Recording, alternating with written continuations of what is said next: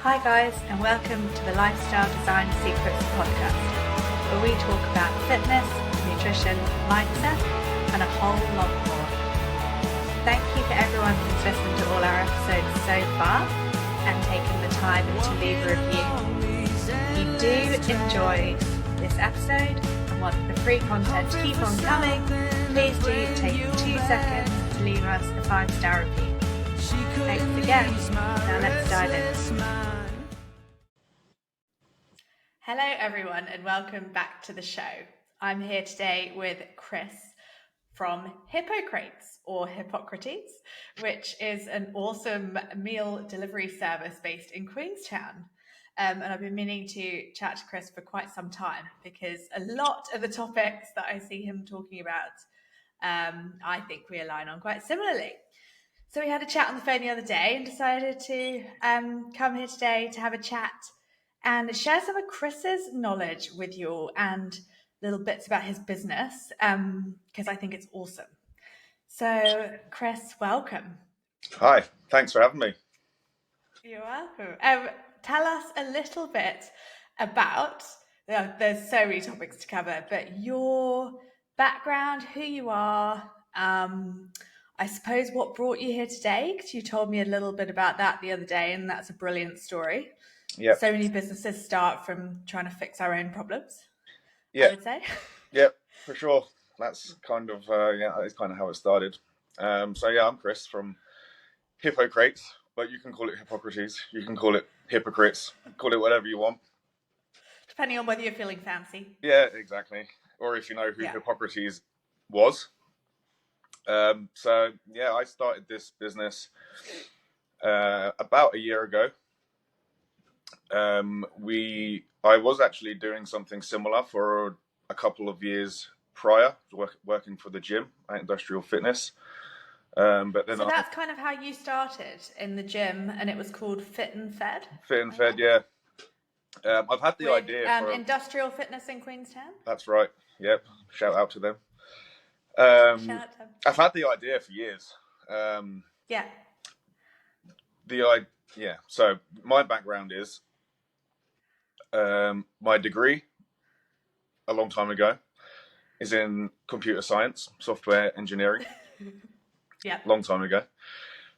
My experience for the last 10 years or so, plus more than that now, actually 14 probably, is in chefing, cooking, food, everything about it.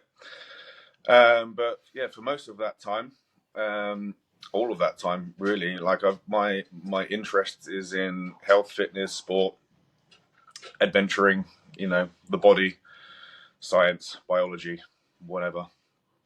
And for, it's been a journey for me. Probably about 8 years ago, I decided to give up the party lifestyle of a young Queenstowner expat and tried to make something of myself. And my first step on that journey was veganism. It's an interesting one. So Chris, is this before or after you broke your back? This was before. Okay, let's start. So veganism, how did that go for you? Well, initially, great. Not because I think veganism is a great thing. At the time, I was confused, and it was an ideological venture for sure. But I stopped drinking 5 days a week, and I started trying to put nutrients into my body, and I started taking care of myself a bit better. So initially, I felt better, but 2-3 years down the line, my body started to fall apart, essentially. So what kind of thing happened? My teeth started to break. Was the most obvious thing that I noticed. Yeah. So that was unpleasant, and I think that's a result of just eating predominantly carbohydrates. If you just eat plants, you're eating mainly carbs, and that breaks into sugar. Yeah, even the kind of quite healthy ones, right? All carbohydrates end up as sugar at some point in your body. That's how we process them. So anyway, that happened. This is what my business model is based on, teaching people. So thanks for dropping that one in there. Yeah. Yes. We can only teach from our own lessons. I had an interesting way out of this. Was actually, I was in the jungle of Peru and I was drinking ayahuasca. Oh, you've done ayahuasca? Yeah. How cool! How cool indeed. I'm intrigued. Yep. Yeah. So tell me more. And yeah. Well, the biggest. I mean, that could be a whole podcast in itself, but I'll skim over. No, can we do that one sometime soon? We can do that again. Yeah, that can be another one. We can talk about that forever. Yeah. But for the purpose of this, I'll tell you what I got out of it. And one day, one of the ceremonies I had, I basically just passed out and experienced nothing. But when I woke up in the morning, my whole outlook was different, and I understood the circle of life and what we are as humans or animals and where we fit into the biological ecosystem, and that for us to live, other things have to die, and that's just the natural order of things. And I just understood that, and I didn't know that before. I think it was a message that I had to. I was so ideologically invested in the veganism thing that I wasn't listening to my body. And so I think a lot of people fall victim to that. So for sure, a lot of health fads or trends, or you do it relentlessly because in your brain you believe it, and you completely forget, the brain gut connection. You just don't listen to what it's got to say. Absolutely. And that's what the other thing that happened is my gut became completely destroyed. I mentioned that the other day. Yeah. So yeah, I mean, it's still a work in progress, recovering from that. So yeah, I woke up the next day, and I knew that I had to eat meat again. Yeah. And so I did. Was that a challenge for you, going from being so ideologically vegan? No, actually, it wasn't. The ayahuasca probably helped, hey? It's so profound, and so it's more than real that it's the truth. I knew it was the truth, and I knew it was the right thing to do. And it wasn't like, I hear people that say, I think when I eat meat again, I'm going to feel weird about it. It's going to make my stomach can't handle it. I don't think that is really a thing. Like, you're weird, we can eat meat. That's the one thing that is not going to cause any problems for your gut. And it certainly didn't for me anyway. And I felt great. Yeah, just immediately. While we're on this, before we carry on with your journey, Chris. Go on. I think that's so interesting because so many women say to me, I don't like meat, it's heavy, don't like red meat, for whatever reason. And lots of them can't even tell me why. So they come to me and they go, I only eat red meat twice a week. And I have to go, oh, why? Because it's been so demonized in culture. And I would say almost masculinized as well. So it's okay for my husband to go out and order the steak. But if I then order the ribs, people are probably like, ooh. People are quite often surprised by my food order, I think. Yep. Because I think particularly for women, but also men, environmentally conscious men, red meat has been so demonized. And yet, like you said, that kind of circle of life way of looking at it, if you think about it, you're eating meat that's been fueled by grass and sunlight, right? Versus, I don't know, what, like monocropped soy cultures that have been fed a hell of a lot of pesticides. Yeah. It's really interesting. Well, it is interesting, and but people don't think it's natural. No, and it's pretty crazy, really. It's the most natural thing around. Like that evolutionary. That's how we survived. That's how we thrived. Anyway, I think wheat crops and the large crops that probably came around 6,000 years ago. That's what we're told. Out of the Fertile Crescent of Mesopotamia.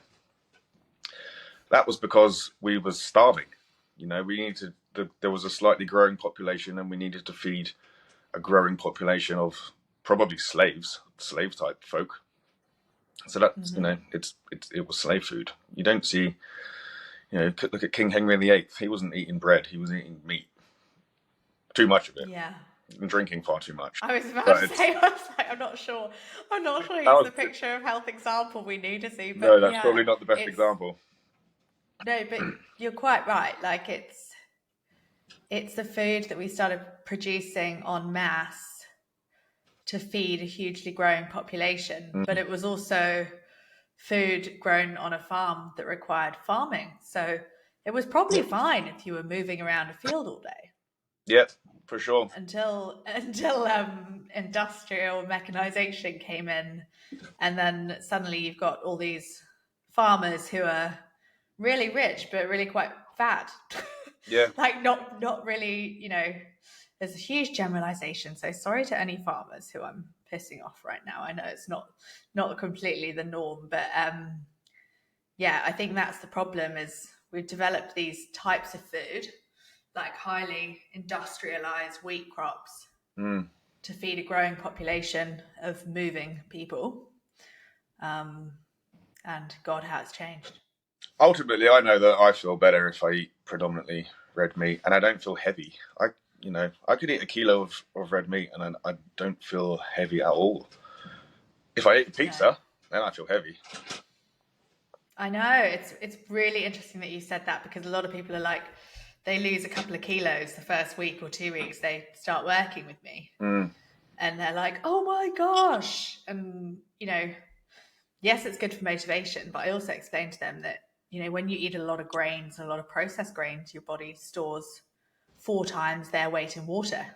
Yep. So you feel incredibly heavy. You feel incredibly heavy. It's a hell of a load for your gut to digest. A lot of those grains are often processed as well. But I think because red meat is so satiating, they're used to eating processed carbs that are very easy to take in. Yeah, not to mention and then they pass through quite quickly. Yeah, not to mention the insulin spiking up and down all throughout the day, and what comes up must come down. So you might get that sugar rush of energy in the short term, but you feel great. You'll feel sluggish in a few hours after when it comes back down again. So that's what I think people mean by feeling heavy, is that your energy levels have dropped. And ultimately, we eat food to get energy. And if you are not getting energy, then why have you done that? That's not the point of food. And I think a lot of the modern food system, cereal, toast, cereal bars, bread, sandwiches you can grab on the go. We've been taught that quick hit spikes your glucose, possibly spikes your dopamine if it's something like a chocolate bar. Yep. Feel good. Feel hungry in an hour, but at the time you feel good. So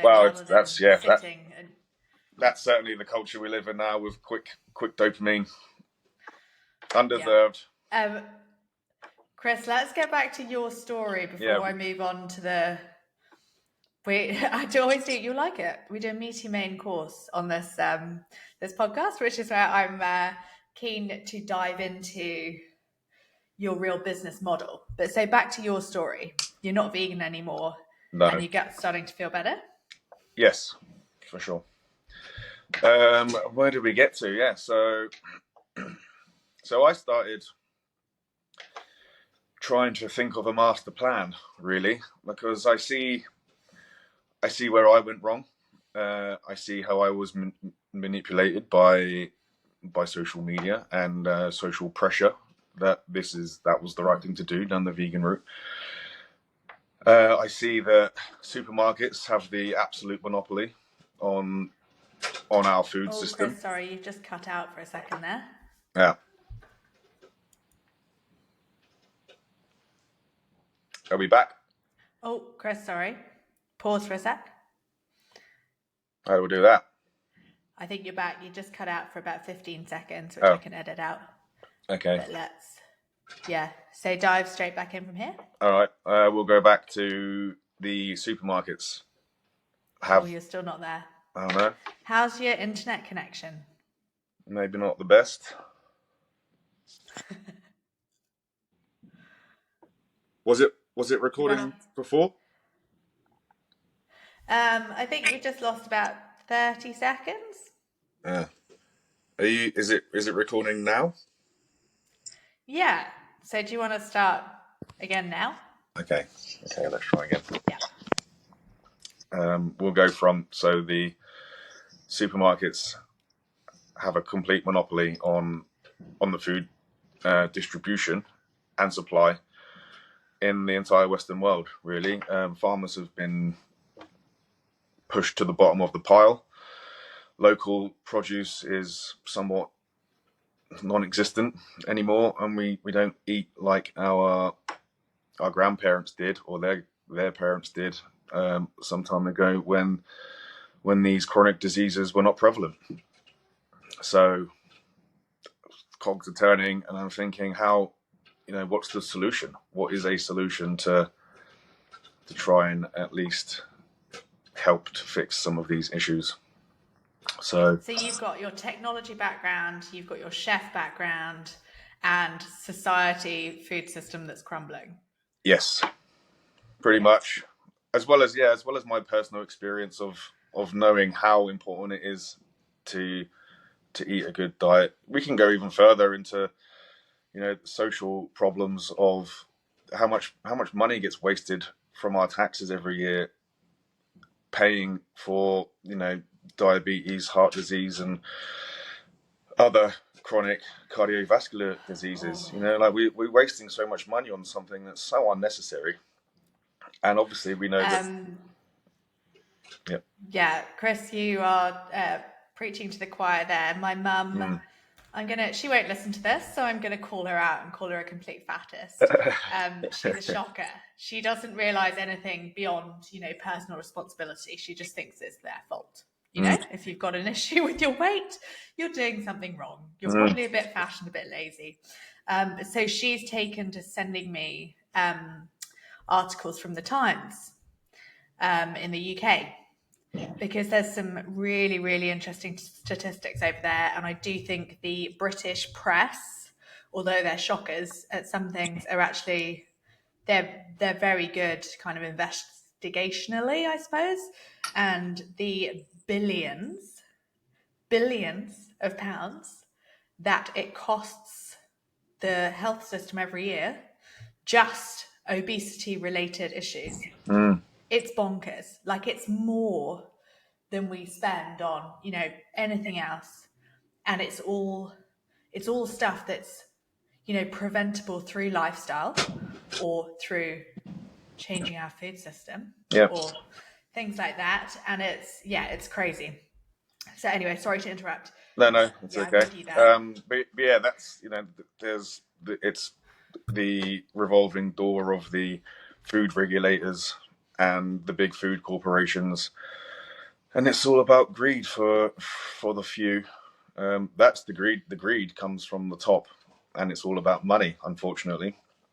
And the marketing campaigns of cheap, nasty food, they get us all. And it's, everyone is fighting a losing battle there.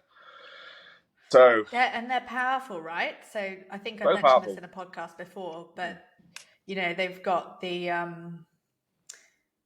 All Blacks nutritionist on there recommending Weetabix. Yeah, it's great. It's great if you're running around playing rugby for 6 hours a day and you don't have gut issues. Go for gold. That is not the majority of the population. No, it's not. And also, the chocolate in the supermarket is next to the till. You're standing there waiting.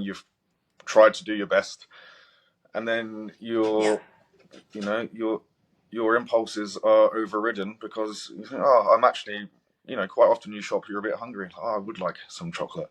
It happens to me. I do it too. I'm glad you know this, Chris, because you're about to experience this. So a lot of the people I work with are mums or dads.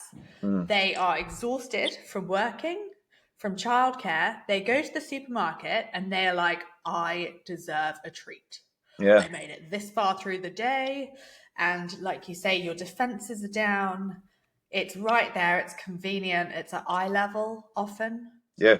It's like throw it into the trolley and you'll know no different. It's done on purpose. That's my background from, sort of the geography of obesity and how our food environments impact our health.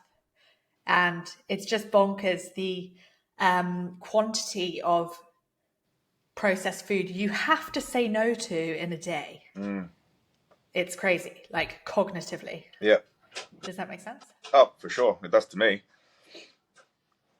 But yeah, I think I lost you again. Well, no. Am I here?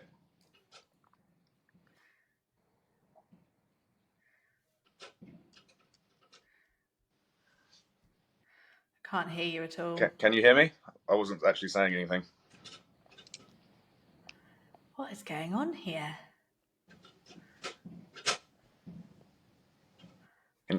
Anything yet?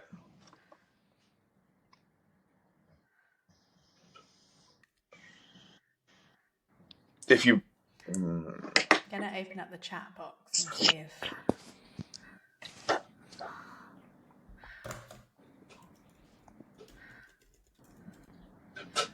Might just need you to... Don't know what might be going on. I'm imagining it's internet troubles. I can hear you fine.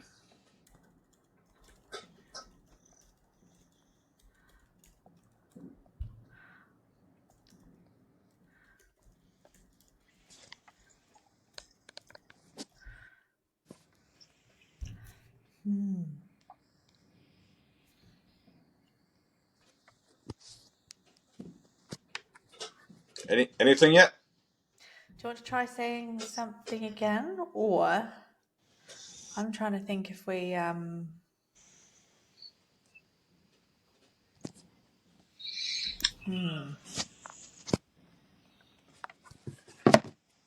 Okay, I don't want you to close it because that can sometimes be problematic. But I am trying to think of how we can fix this without... Just kind of hoping you might come back online again. Is there anything you can tweak with your internet?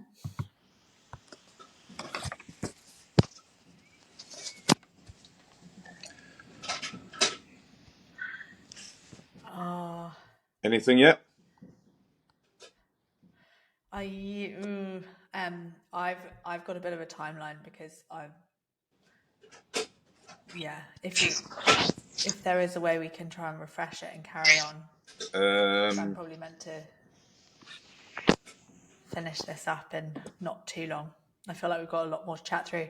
But then again, I don't know why this is happening.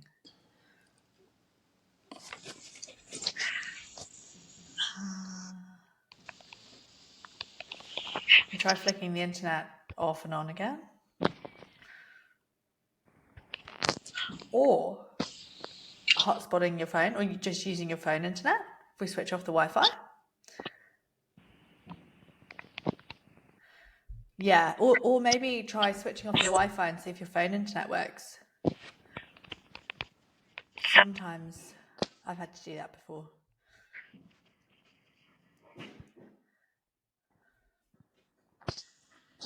Oh, you are using phone internet, okay. And I still can't hear you. Anything? Can you hear me now? Anything? Can you see me?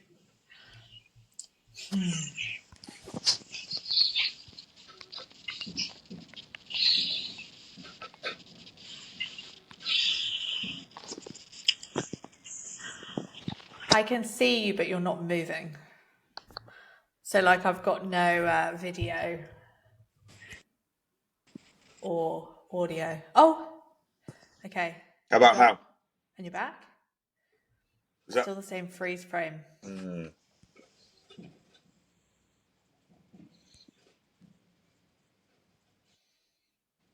Still the same freeze frame. What is going on here? Not sure. I can hear you perfectly and see you Racking perfectly. my brain to what we could do.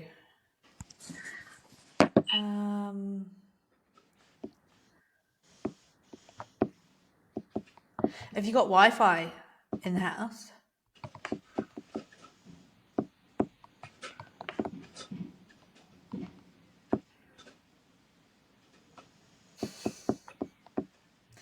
I wish I could say the same.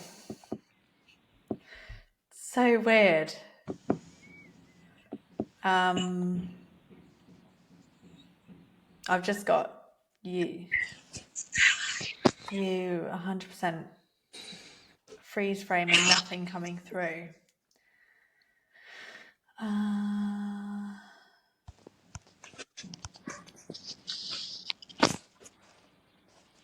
Should we quickly try switching off your mobile internet and back on again? Sorry, I'm a bit flummoxed for what else to do. So I ideally don't want to stop the recording because then it will be quite a faff to start it again, but we can do if we need to.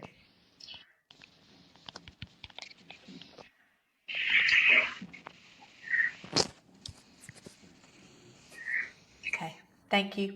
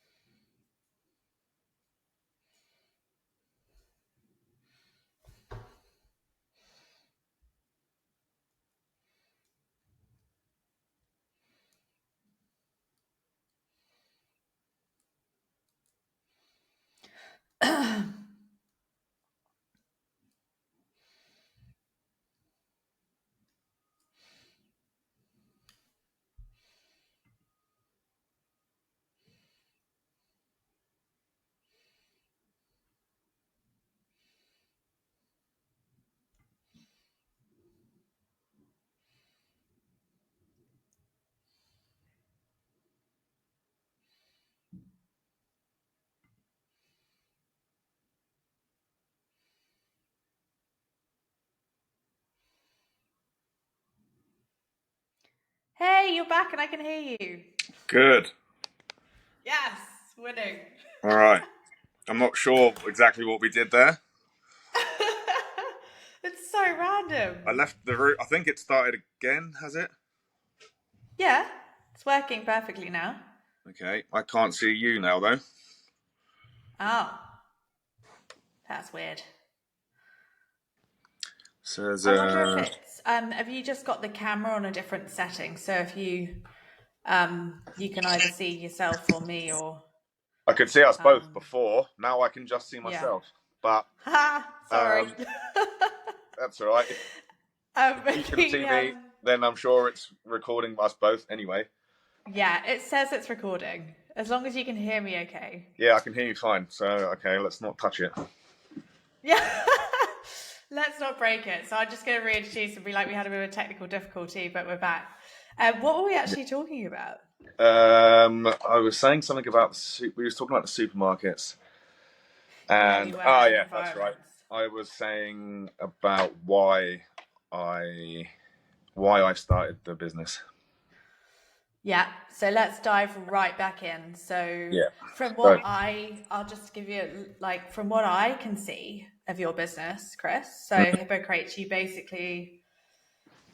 you take out all the societal and environmental and logistical and time pressures of healthy eating, exactly. which I think is amazing. So when people like say they can't eat healthily, so there's a few things that like puts them off, right? They think it's going to be difficult. They don't think they're actually going to be able to achieve it.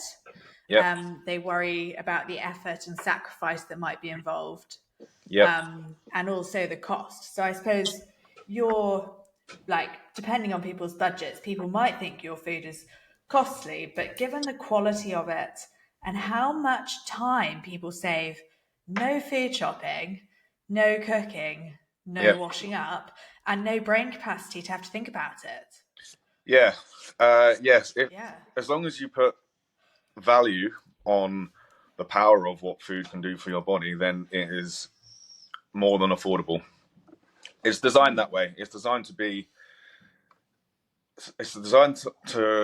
affordable for everyone, really. But you have to put the value that food is worth spending money on.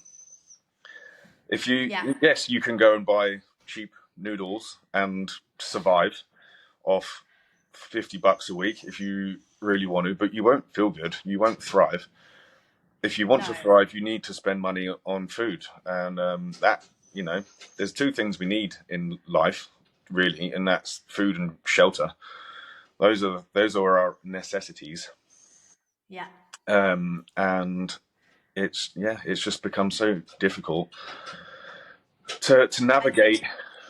Yeah, I think in the world of marketing, you'll have to go back actually. So, the previous episode, I got interviewed by a really lovely nutrition student from the Netherlands Mm, who was researching nutritional advice on social media, which is like you mentioned veganism. It can take you down an odd path. But so yes. there's so many conflicting messages out there. And then you've got all the big food companies, marketing campaigns, very clever marketing campaigns. Like I struggle not to get triggered every time I walk into the cereal aisle at the supermarket because of like the low cholesterol, low fat, 25% less sugar. And they're all really, really highly processed grains with like dried fruit. Yeah. Or 25% nuts. And it's like, well, what's the other 75%? Yeah. It's amazing the health messages that they use, like gluten free. It's like that doesn't really mean anything, but it's Also, the star yeah. rating as well. Oh, don't even get me started. Yeah. Well, that the star rating works on the basis that saturated fat is inherently awful, and Yeah. polyunsaturated fats are good. And I think that the truth couldn't be any more So the polarizing than ones that. that, yeah, the processed fats that industrialized seed oils. Yeah, there's natural Um, fat and there's unnatural fat, and industrialized seed oils are, they're bleached, they're deodorized, completely refined. It's, they have to do that thing because if you was to eat the real product, it would be foul. It would be so ultimately disgusting that you oh wouldn't God. even put it near you. No. And just because it doesn't smell bad anymore or look bad anymore doesn't mean that it's not. And ultimately, there's no nutrition in there. It's linoleic It's what it's acid. doing to your body, right? So I think like the analogy I always use is like an olive oil or like meat on a steak, right? Mm, The fat on a steak. So the fat is there in its natural form. You haven't done yep. anything to it. It's right there. Like, Yeah. it's just as it comes.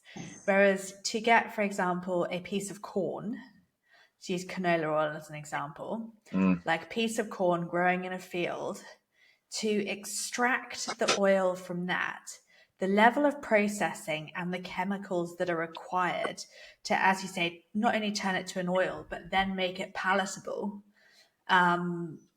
Your body has no idea what that is. It doesn't recognize it as a food, and it makes it extremely inflammatory without getting into the science of it.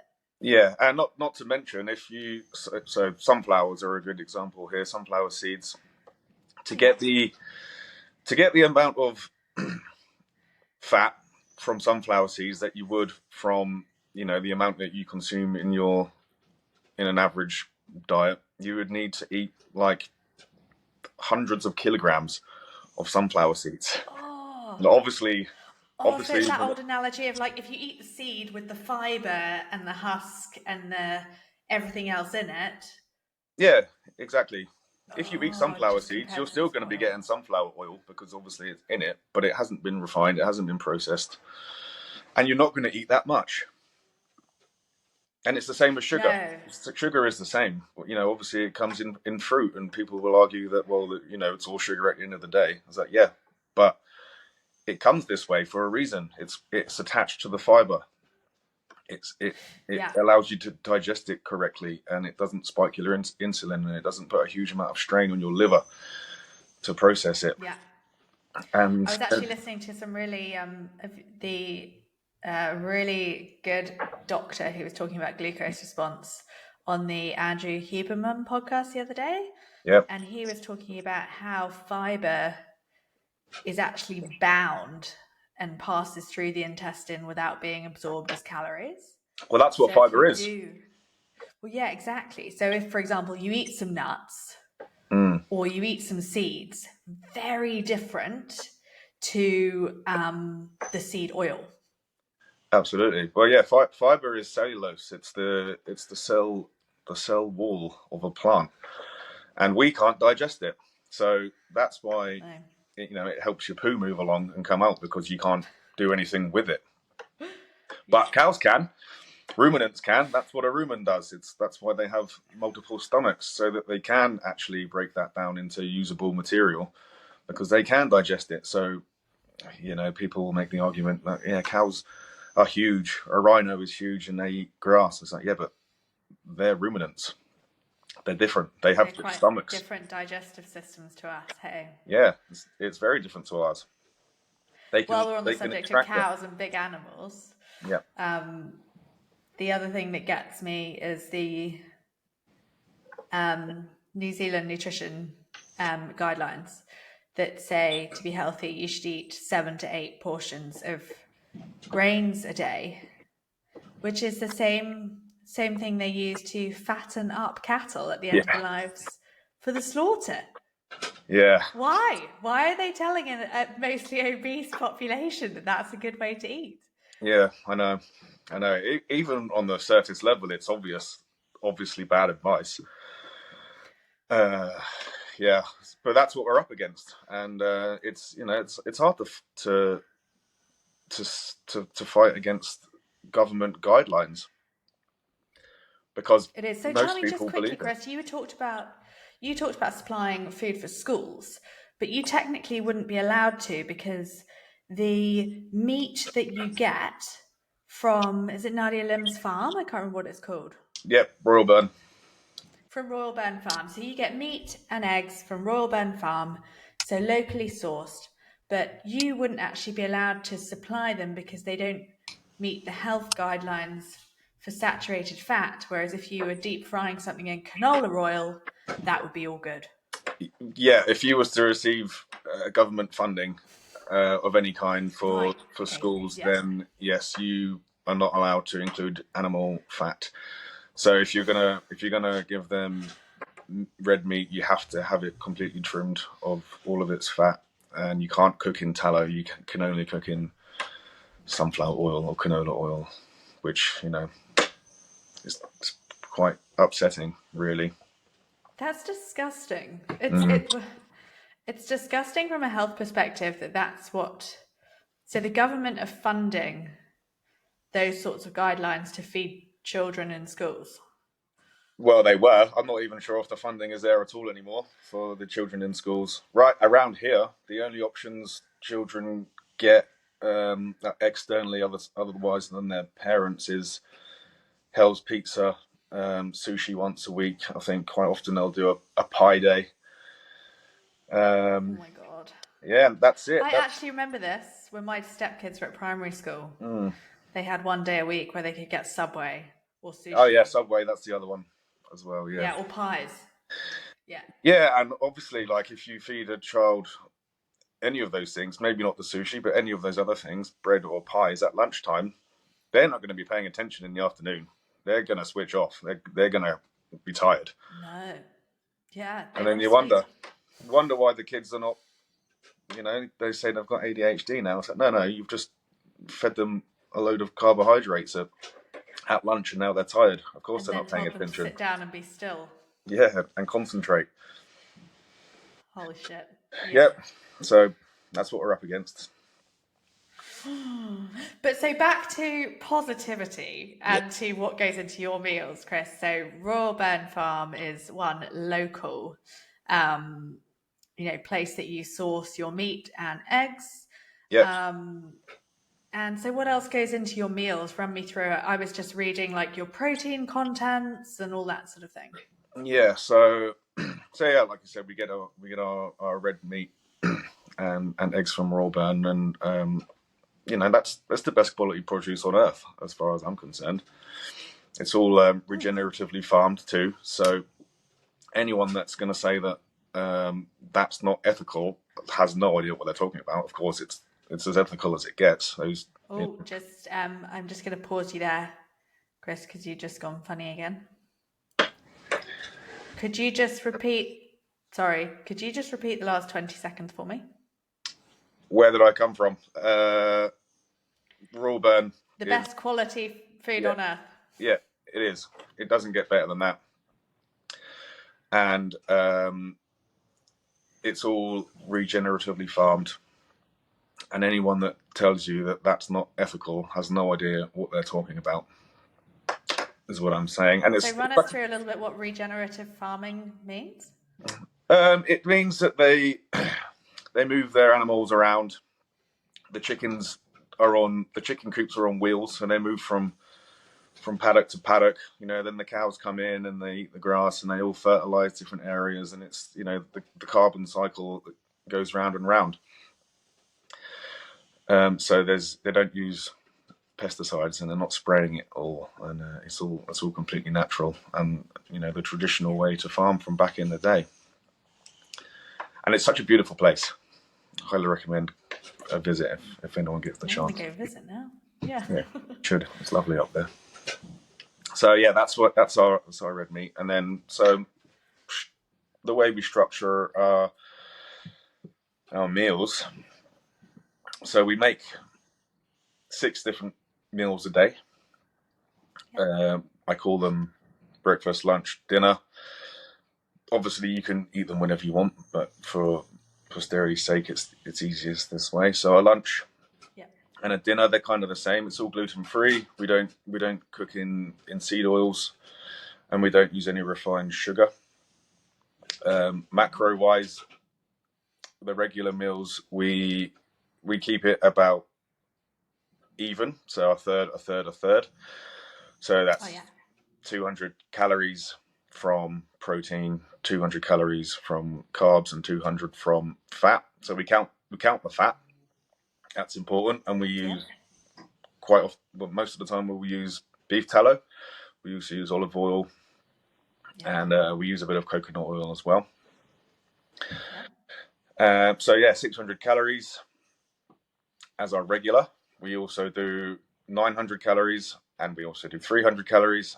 We can also make them low carb, where we will lose the starchy carb component, which is usually rice, potatoes, and we'll substitute that with some more vegetables and eggs, or a good fat source, avocado. That sounds like that would be my go-to, because I'm quite an active person, like in the morning, but like when I'm sitting here doing something like this, I am aware, like I'm not moving around like a farmer or a rugby player. Yeah, exactly. The So carbs are there to be yeah, burned. If you're active, you'll want that rice and potato, and you'll feel better for it. But if you're not, then it's wasted, and it will store itself as some fat. That's how it will work. So we have the I option know. to do it however you like. You can, that's just the lunch and the dinner meals, and you can customize it however you like. So then we have the breakfast. Breakfast could be a dessert. We will make like a nut roasted granola. So Nice. no oats in there. It's nuts and seeds and dried fruit and raw honey. We also get our honey raw from a local guy, which is beautiful. I saw that. Yeah. And yeah, we'll just serve that with some yogurt and some fruit, or maybe it'll be a chia pudding with some fruit and nuts and seeds. But it's all along those lines. Yeah. Fruit is an option. 3 or 4 pieces of fruit. We'll usually take out the inedible bits for you, stones and skins. Make it as easy as possible. Good. Yeah, well. So you like fully unprocessed, but you actually take out like the difficulty of like biting into an apple. Yeah. Yeah, we do. And make it more appealing. Like, I mean, that's what you do for children, right? So when you're when I was a kid, I remember my mum diligently cutting up apple for me, soaking it in water and lemon juice. Yep. So it wouldn't go brown throughout the day. That's what we do. We do whatever it takes to get you to eat some fruit. Simple as that. Yeah. So we also have a savoury snack that we do too, which is usually something egg related. Maybe a couple of boiled eggs with some aioli that we make with olive oil. Oh, yum. Maybe some carrot sticks, or something to just dip into it, or an egg salad, or maybe a hummus sometimes, but something along those lines. And we make some sweet snacks too, which are like raw treats that you would get in a nice cafe. And again, sugar free, nuts, some seeds, some fruit. Have you come across Emily from Good Roots Feasting in Wanaka? I have not. You need to go, and they've just opened up a retail space. Call it Market Research. Yep. Okay. Head over to Wanaka and try some of her bars because you'll love them. They're very similar to what it sounds like you guys do. So all keto, paleo, and I think they make them vegan. But so they're basically like nuts, fruits, healthy fats, and delicious flavors. Like my favorite is the peppermint, chocolate peppermint slice. Yeah. So like with some peppermint oil in there, I think. Yeah, well, it's nice to have a treat, and there's lots of people that feel like they need to have a sweet snack at some point in the day. So to have the option to stopped moving.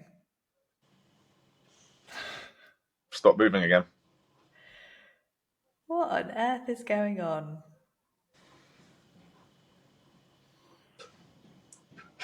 Am I back yet? So I can't hear you again, Chris. We might have to maybe try what you did last time. Okay. Just to save us the 6-minute pause. Okay, let's do that. Oh, wait, you're back. Oh, am I? Sort of. Before I touch it again, can you hear me? And you're gone again. Okay, let's try it then.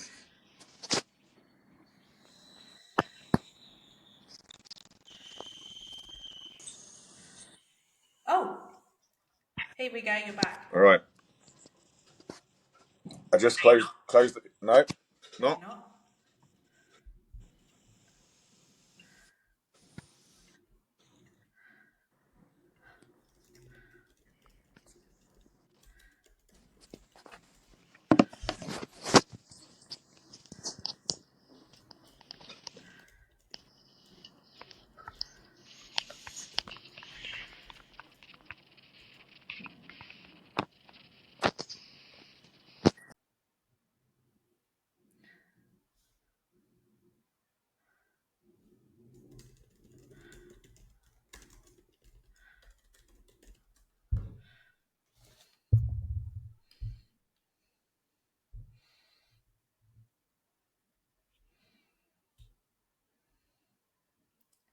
Try talking, Chris.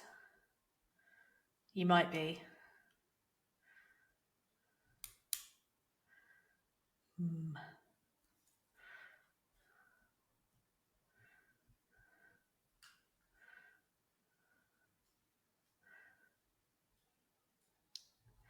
Still can't hear you.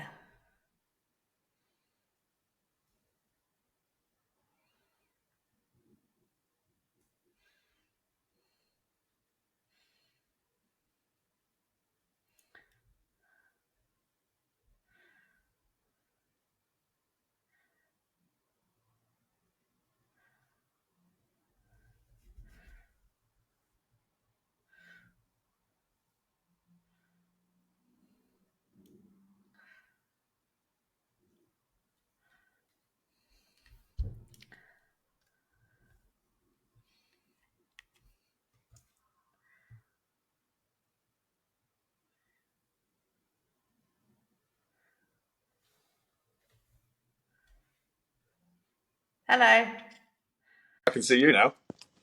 Oh, good. Oh, hold on. Oh, hello. Now you're sideways. There we go. There you go. There we go. We'll just keep chatting, and I might move on to. Do you remember where we were? I was just outlaying the structure of our plans, but kind of got to the end of that. So that's okay. I think now's a good time to move on. So I'm just going to mention, sorry for anyone who has noticed any technical difficulties. We'll see how my editing goes and see what I can cut out. But we've got Chris back, and so in a minute, because we're nearly in an hour, we'll move on to takeaway dessert, Chris. So any takeaways you've got for people. But whilst we're into it and we're talking about your business, you sort of mentioned you started your business that you run now off the back of the gym because you saw some incredible results. For me personally, or for our other customers? You and your clients, by the sounds of things. Yeah. For the most part, the people that stick with us and just trust us to provide the food, and just you just have to eat it. That's kind of how we designed it for. See incredible results. I have a friend of mine, James. He just drops 10 kg, changed nothing else in his life, and holy shit. It didn't even take that long. We're talking weeks here, and now looks fantastic and feels better, and it's the results. So like it's designed so that for some people they want to gain weight. It's maybe it's a guy who wants to bulk up in the gym and he wants to build muscle. We can structure something that works for them, and it works. That's what happens. They do. They gain muscle and the desired effect. They're training hard. They're eating the carbs. That's what they're doing. Other people want to lose weight. Maybe they just want to drop some fat. So we can drop some of the carbs or keep them if they're still training. If you're still training hard, you can keep the carbs. You just drop the calories a bit. But the carbs in your meal plans are even like completely different to what say a person who comes to me as a client. So I say my programs are fat loss, but they also work for blokes who want to lose fat, but get leaner and build muscle as well. Again, like if it's good food, it works, right? Yeah. But they are generally, so when people come to me, they're eating about 45 teaspoons of sugar equivalent of carbohydrates a day. So that will be cereal or toast with very little protein, like nothing at all, followed by crackers, followed by something like sushi or rice or pie or leftovers, or a really, really healthy wrap, but not often. And then muffin, or they raid the kids' snack drawer, or they raid the pantry and it's lots of crackers. It's a lot of beige processed carbohydrates, as well as then they eat fruit because they know fruit's healthy. So then they add that glucose load with the healthy stuff. And then dinners, again, often they're like, oh, I need to feed the family. So pile on the rice, the pasta, the whatever it may be. Or meat and 3 veg. They're like, oh, we eat pretty well. It's just meat and 3 veg. But of course, the 3 veg tends to be 3 different types of potato. I'm over exaggerating, but so that when you say you've got carbs in your meals, it's probably still less than the standard Kiwi diet. Yeah, it probably is. And also we count it. Everything's measured. That the way that we make them is there's a fair bit of mathematical calculations going on, much to the detriment of my chefs who don't really enjoy that part of it. They must hate it. Yeah, they don't enjoy that so much. But you do the hard work so that people don't have to, right? Exactly. So that's how my programs work as well. If I give you a list of what to eat, but yours go a step further. So I give everyone the information, but they still have to do the hard work. Whereas, I think a combination of both is great because we only do it for 5 days. I still recommend at least 2 days a week. Cook for yourself, or even go out and eat if you want. Sorry. Yeah. I said you encourage people to cook or work out what to eat for themselves. Yeah, at least 2 days a week. Like ultimately, it's what you do most of the time that's going to provide results. The consistency of most of the time. It's okay to treat yourself. Yeah. Sometimes. Different people. Yeah, exactly. Yeah. But what I really like about your mentality, but also the way you run things, Chris, is you've got no kind of lock-in for your meal plan. No. So what we talked about, I think, briefly last time, but also I can see happening is people try this. So people completely green to healthy eating, they try your meals for a few weeks. They feel the difference. It might be an aesthetic goal. They might see the difference, but more often than not, people feel a difference within a week or two. 1 week is all People don't you believe need. me when I say you can feel a difference in a few days or a week. Yeah. But you really can. For sure. We hear that all the time, especially over the Christmas period. We shut down for 2 weeks. Oh. Yeah. I mean, I did it too. I became a glutton over Christmas. And I think that's, if there is a time of the year, that's what it's for. It's for, do whatever you want for a bit of the year. Why not? But I think there's I just sort of shared an email on that last week because while I didn't go completely, lots of people go, I fell off the wagon. I'm done. That's me. Can't be healthy ever again. And it's like, well, no. Even over Christmas, I suppose I'm a bit of a geek compared to most people, but I kept eating good stuff because I enjoy it. Yeah. I'd rather eat a full English breakfast than a bowl of cereal. Oh, for sure. So I kept eating good food, but also smashed pizza, ice cream. Usually, if I wasn't pregnant, it would be multiple bottles of wine. But I think the message that we probably both agree with is if you eat well the majority of the time, it gives you ultimate freedom. It does. Yeah. When you want. Yeah, and also if you enjoy eating well, then it's not a chore. No. And our meals taste good too. They're made by chefs. They're not just, we put an effort and love and care into them. It's not boiled chicken and broccoli. It's not chicken. I was going to say it's not chicken and broccoli. No, we don't. We don't do that. I generally just go around the world looking for inspiration for how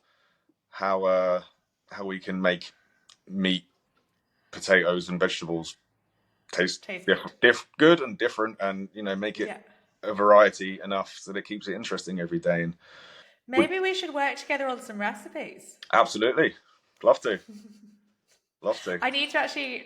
Maybe I should arrange. I need to arrange an order, but come over and pick it up from Queenstown because I live in Cromwell. So, because logistically, you deliver to residential areas in Queenstown, or people can pick them up from the gym. Hey. At this stage, that's what we do. So anywhere in the Queenstown region, from Arrowtown, Jack's Point being the boundaries. Yeah. For now. The reason being, we do 3 delivery runs a week. So you only get 2 days worth of food at a time so that we can make it It's all actually fresh. fresh. Yeah. And it does make a difference because there are other meal prep I think that's companies around incredible. New Zealand, but there's none in Queenstown. So it's coming No. from somewhere else, Christchurch Yeah. or Dunedin at best, sometimes even further. And that's the same for HelloFresh also. God knows where that's coming from. It's not here. Oh, no. And I hate to say it, but the amount of people who come to me after they've tried HelloFresh or those kind of box delivery services, because a lot of them are, you don't know where it's coming from. A lot of them are very heavy on the carbs and they're not like particularly nutritionally balanced. And a lot of them are still quite complicated. Yeah. And you Like still have to cook it. to pull together. Yeah. Yeah. Yeah. Which is, again, don't get me wrong, I love to cook and I highly recommend everybody learning how to cook. But you know Yeah. what? Some people hate it and they're never going to like I it. know. And that's okay. Yeah. We can do that for you. You know, like not everyone has to love everything all the time. That's not reality. So, But I think what's amazing is and to see it working for people, because what you basically, like I said before, you've cut out all the logistical, cognitive barriers to eating good food. yeah, Like that's it that's literally turns up at your ultimately house. that's ultimately the aim and goal of what we do is to just take the local produce as best as I can source it, calculate it into what an individual needs, Yeah. and then turn it into nice, nourishing meals and put it on your doorstep. And now just eat this, just eat that, and your life will improve. Yeah. Simple as that. So good. Like any guys listening to this who live in Queenstown, I can give you the information, but go hit up Chris because he makes it even easier. I thought I made it easy, but I lied. You still have to go and do the food shopping. Yeah, well, like I say, a combination of both is good. You still, Yeah, I reckon that's where I was going. I reckon even if you did your meal delivery service for a few weeks, realize how much better good food makes you feel, yeah, and even take inspiration from your recipes, right? yeah, exactly. Just And the see what it looks ingredients, like. like See what a yeah, meal looks like. That's the portion sizes. portion size. Mm. Yeah, the quantity of each of macro ingredients. You'll see how you feel afterwards, and you'll see how that you feel, and maybe you're not hungry, maybe you're not full enough. In which case, you need the bigger meal, and that's okay. Yeah. Maybe you can't finish it, in which case you might need the smaller one. But you'll know how you feel, and that's the most important part. Like images is second on the list to how you feel, because if you feel good, you'll keep making good decisions, and ultimately you will look good in A lot of other things time. end up falling into place, don't they? So Exactly, you've suddenly exactly. got better energy, like you're able to function better, you're able to perform better. And I don't mean at sport, I mean like at your job, Yeah, you're nicer to your partner because you're not having glucose spikes and getting horrendous, 100%. sugar downers all the time. Yeah, I've had a lot of people say that actually, that their mood changes completely, yeah. which Of course it does. yeah, I think is awesome. Hangry, I think people call it these days. Hangry, and people are always amazed that I, can sometimes just go till I'm pregnant as well, but can go to 11 a.m. or midday without eating. Less often these days, but and they're like, I don't understand. I'm like, when you're not on that sugar roller coaster, Yeah, you and really especially if you make a start your difference. day with carbs, that's it. You've got the Yeah, wheels in motion now. You've got to keep that. You've got to keep that churning over, because your insulin levels are going up and down like this, and you need to keep it moving. But if you either don't yeah, eat anything, or eat protein or fat, or both, or a combination. Yeah, yeah, then you'll feel fuller for longer, for one thing. But like you say, not eating in the morning, I personally don't either. I just don't no, feel like I need to, and I don't. Once you understand what your body needs and what it wants and how you feel, you eat intuitively, and it doesn't take too long to work out what you're supposed to feel.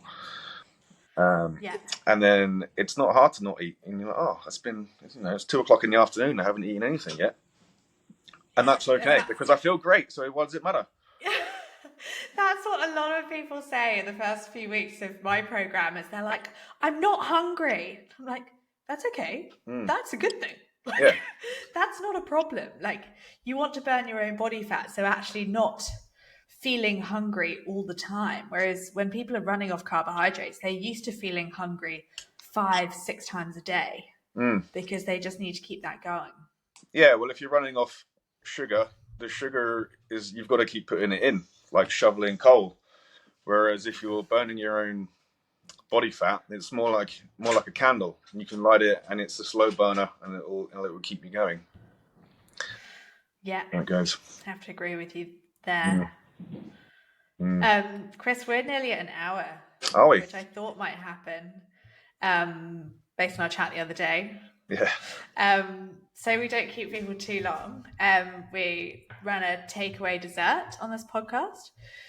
If you could give people a few takeaways about your learnings from your experience. Oh, not actual takeaways. Not where's a good takeaway to go. Not actual takeaways. So, although I'll put a link to your website where you can literally order food delivered to your door, everyone. But don't worry. I'm not expecting you to actually deliver people food. Just a few metaphorical takeaways for people's brains. Yeah. Put you on the spot now. Yeah, put me on the spot. Yeah. I think when it comes to food, the easiest thing to do is just not have poor quality food in your house. So if you don't buy it, it's not in your cupboard, and you buy some steaks, buy some mince. It's cheap. Keep some cheese in there, some eggs. Keep a bowl of fruit. Maybe even some pate and some rice crackers. Love pate. Yeah, me too. Keep butter next to on your kitchen side, nice and warm, and don't be afraid of animal fats. And if that's what you've got in your house, that in it, you might crave some chips or crisps or a bit of chocolate at first, but then when you realise you don't have it, you're like, okay, well, what do I have? I've got some eggs here. Well, maybe I'll just have an omelette. Do that. Some eggs and some butter. Yeah, do that. Yeah. And you've just made a great decision. It's so interesting. One of I always share a podcast. It's called Lifestyle Design Secrets, in case you didn't know. But I say one of our lifestyle design secrets in our program is your environment. So just understanding your food environment and then how you manage that. Yeah. So exactly like you say. Don't understand the supermarket environment, for example. Like, try to learn to ignore the chocolate at the checkout. Yep, absolutely. Try to walk around the supermarket and think about exactly what Chris is saying. Do you want any of that food in your house? Is it a mindset blip? Are you stressed? Are you tired? Are you going to be happy with yourself for having that food in the house come Monday morning? Yeah, or are you going to regret it? It won't be there by Monday morning. When you buy snacks like that, if I buy snacks like that, they're gone very quickly. But like you say, another good tip: learn how to navigate a supermarket. So you shop around the outside. Think about, was this going to be on the shelf 100 years ago? Yeah. Is it a fruit? Is it a vegetable? Is it meat? Is it eggs? Is it natural? Is it in a packet? If it is in a packet, read the back. If there is something on that you don't know what it is, don't eat it. You wouldn't eat it if it wasn't in a packet, or if it was just a pile of mysterious white powder. Chris, that's so funny you said that, because this is one of my hacks. So first of all, ingredient lists, right? So if it has one, question it. Question whether you need it. At least look at it. Next. Yeah. You'd be surprised how people are like so flummoxed. People just look at the health star rating and then they're really screwed. Yeah. But anyway, if it's got more than 5 ingredients, definitely question it and probably put it back. any more than 5 ingredients is a hell of a lot for your gut to digest. Yep. Really. Like any more of those convenience like foods, like processed, more than 5 ingredients. So cereals often have 16, 17. Doritos have 17 ingredients. Things like breakfast cereals can have things like 24 ingredients. People go, oh, I just, my guts. And I'm like, well, how do you think your gut's coping with the 24 different types of grains and sugar? But anyway, and my other one, like you said, if it was just a load of white fat powder spilling everywhere without the packet, I love to get people to picture the supermarket and walking around it without any of the packaging. So the fruit and veg look very similar, right? It would all stay there. The meat would just be like an old school butcher. Loads of meat there without the plastic, right? Then you move into like the cereal aisle. That's a freaking sloppy mess of beige stuff spilling all over the aisles. Or even like like flour. It's hilarious. Even like chocolate. In this heat, a load of like melted brown liquid all over the shelves. Like it's quite funny if you picture the supermarket without packaging, and I reckon that's a really good hack for people. Yeah, packaging full stop. Just like, obviously, like you say, meat comes in packaging, has to for food safety rules. But that's just one thing in there, like you say. Like it's not, if it's got a list of ingredients, just look at it. Just look at it. Like just know what you're eating, know what you're putting inside yourself, because you are what you eat. It's such a cliche, but we are. Speaking of, have you seen that new vegan documentary called that? I have. Actually, no, I lie. I haven't seen it, but I've read a lot of discussion about it. I read a lot of discussion as well, and I tried to make it halfway through the first episode, but they started talking about how saturated fat clogged your arteries, and well, there's another propaganda tool that they use when they talk about cholesterol and saturated fat. It comes with pictures of clogged arteries. Yeah, and that's not what cholesterol is. No, that's arterial plaque. That's not the same thing. Yeah. But by putting a picture of a blocked artery when you talk about cholesterol, people think that cholesterol is blocking up your arteries, and that's not what it does. In fact, cholesterol is an essential building block for testosterone, for one thing. I was about to say, can we actually just talk about that? Because 2 podcasts ago was all about testosterone. And the amount of blokes tanking their own testosterone. Yeah. Like not eating things like meat, not eating things like butter, and on statins to lower their cholesterol. Yep. Holy shit, that's why you're losing muscle and getting fatter, mate. Yep. Sorry. Not to mention it's a possible cause of Alzheimer's, because your brain needs cholesterol, and by stopping the cholesterol to your brain, you're damaging it. I mean, there's a lot of discourse on this from doctors and things that I probably need to look into and write a bit about. But so I do wonder how much of dementia and cholesterol issues that's around at the moment, like Alzheimer's, which they're calling type 3 diabetes, is to do with the fact that they told all older, slightly overweight people in the 80s to stop eating butter. Yep. And start eating like processed margarine. Yeah, those sorts of messages. But that was an organized ploy, and it was paid for with fake science. There was it was a university in the United States. They were paid $50,000 to make fake science studies to say that sugar is good for you and saturated fat is bad. That single act alone has probably killed more people than anything else on Earth, in the history of Earth. This wasn't the Ansel Keys study, was it? That might be after. It might be that one. Yeah. It might be that one. The low fat. Saying that, The one that kick-started the low fat revolution. Yes. Yeah. Although I think this was in the 60s. I think this particular study I'm referring to. But right. There's been more than one. That's why you Yeah, I can't trust the bet. science.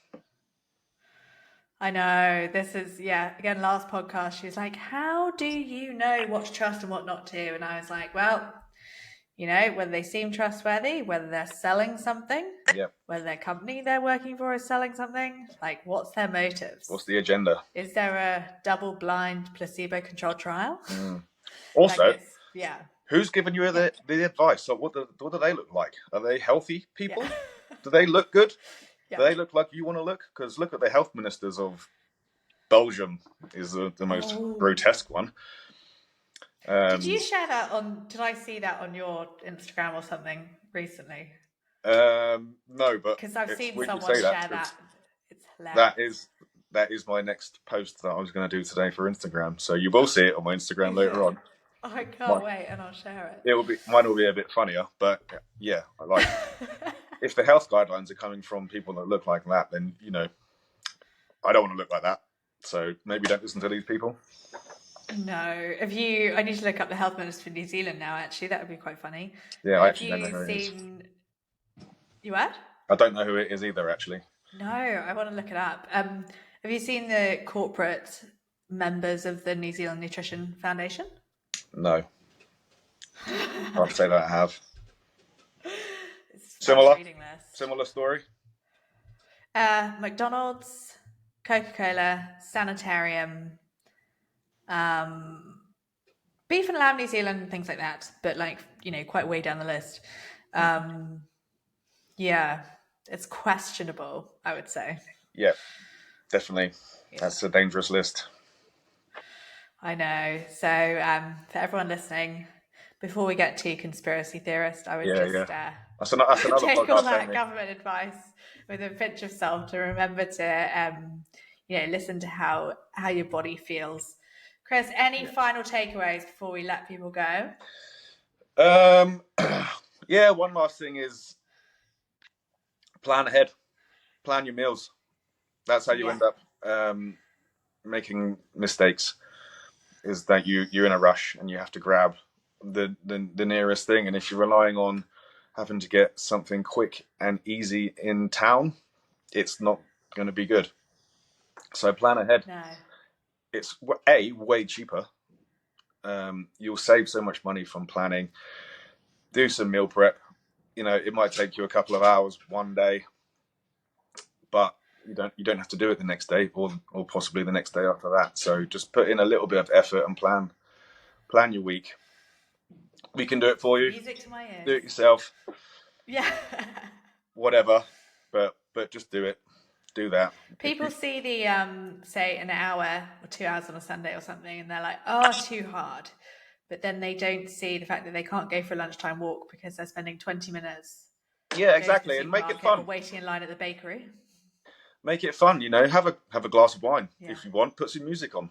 Put your favorite TV show on, and you can have that in the background. Enjoy it. It's a fun. It can be a fun thing to do, but you can do other things at the same time. It doesn't. Listen to a podcast. Do whatever you want to do. Listen to this podcast every week. Right, Chris, thank you so much for having a chat with me today. If anyone wants to find Chris, I'm just looking at his subscription online at the moment, deciding whether I should go over to Queenstown and pick it up. But so it is Hippocrates or Hippocrates.co.nz if you live in the Queenstown area. Yep. And I'll link to Chris's website and social media and things in the show notes. Absolutely. Thank you so much, Amy. All sorted? Been fun. You're welcome. Great. Nice chatting. Nice chatting. See you later. Bye. Bye.